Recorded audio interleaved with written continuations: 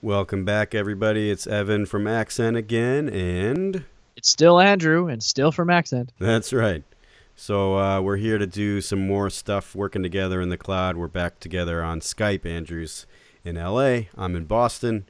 3-hour time difference. Last time we did a bit of tracking. I needed to punch a couple things that were just kind of not quite there from our original session. And today we're going to use the same song and listen a little bit to some other parts of the bass track and actually do a little bit of editing and almost a little bit of pre-mix in a way. So I've been working on the songs here in LA, and the toughest part is because everyone sings such this close harmony, it's just making sure that all the parts are balanced, and especially Evan as he sings the bass. It's kind of good to have him kind of balance his own part in a way. So what I've done is I've given him a mono bass track, because for most of the song he's singing just one bass that's covering all the stuff, and then in the choruses he's double tracked, so it's a bit I have them panned hard right and hard left, and this gives a really big thick sound, and Evan sounds awesome doubled. I kind of want the choruses to be a bit more well balanced, and I think Evan might be the guy to kind of do it as he sang the part. So I was hoping that he would kind of play with the stems and just give him a balance, send it back to me, and then I won't have to worry about it. Yeah, it's that classic thing where like you listen to stuff back and all you can hear is your own part, and you're like the most connected to it, which is a blessing and a curse. But I think in this case, sometimes I just kind of know how I want like everything to really be smoothed out in my own voice. And it's such a unique role being the bass vocal in this type of a cappella group, because I'm the one person who's kind of doing the instrumental mimicry that I get pretty particular about it sometimes. So this will let us collaborate on a little bit of that work. So I could just go to like the chorus 2 and see how we're doing. How's that? Yeah, start from just before it. If you look beyond yourself, then you'll find one love, one sole intention, and the common sense to know when it feels right. Oh, one love, in one great big picture. It's everything we've wanted. Gotta be the one and only love. Yeah, cool. First thing that's kind of hitting me is I probably want to just bring the level up in general. Not because I'm self-centered, but because I think it actually might need it. So why don't I do that and bring it up a couple dB. If you look beyond yourself, then you'll find one love, one sole intention, And the Yeah, it's starting to kind of just glue it together a little bit more. I mean, I even noticed it before I brought the level up, but I'm poking out a little bit too much, I feel, on this kind of lead in here. If you look beyond yourself, then you'll find one. Could be a performance thing, but probably should ease in a little bit more if you really kind of listen to the way the rest of the parts attack that. If you look beyond yourself, then you'll find one. Kind of agree. Yeah, that's what I was kind of thinking. Cool. But I wanted to make sure you were okay with it. Then you'll find one. Probably can already from this part kind of be at full steam. Then you'll find one love. Yeah, because you go from saying, if you look beyond yourself, doom, doom. Yeah. The doom's a pretty good indication of when it picks up. Yeah. If you look beyond yourself, then you'll find one. If you look beyond yourself, then you'll find one. Yeah. I don't I think know. beyond is still a little bit much, but A little bit much. yeah, just on the beyond. If you look beyond yourself, then if you look beyond yourself, then you'll find one. If you look beyond yourself, then you'll find one. Yeah, now I kind of feel Cool. it's like two things, but in the right kind of arc, I feel. Okay, so that's pretty cool. Yeah, let me just listen a bit more and kind of see what I want to do in terms of smoothing things out a little bit across this line.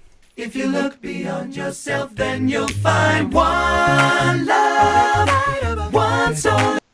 So like this is my big downbeat. And I can even see just level wise, it doesn't really match kind of what's coming right before it, that doom doom. I can just kind of want that to poke out a little bit. One, then you'll find one. You'll find one love, one sole intention, and the common sense to know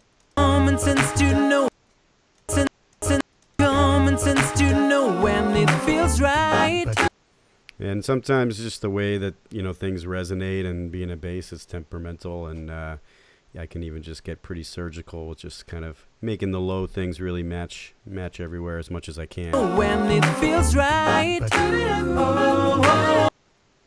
And the clip gain really helps me because it's super visual, and then kind of everything, if we throw a compressor on there, it's going to kind of hit it all evenly compared to the rest of the line. Feels right. Yeah.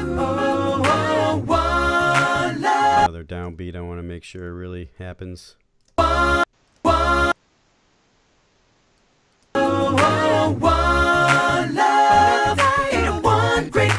It's everything. What if those to make the downbeat seem longer? What if the notes after it were a bit softer? So, doom doom doom doom. So- Or whatever those two. You made those a bit so. Yeah, 'cause Yeah, they're just they're kinda- pretty. They're pretty in your projecting range. Yeah, you're right. Yeah, that's the thing. Evan's singing low D flats all the time.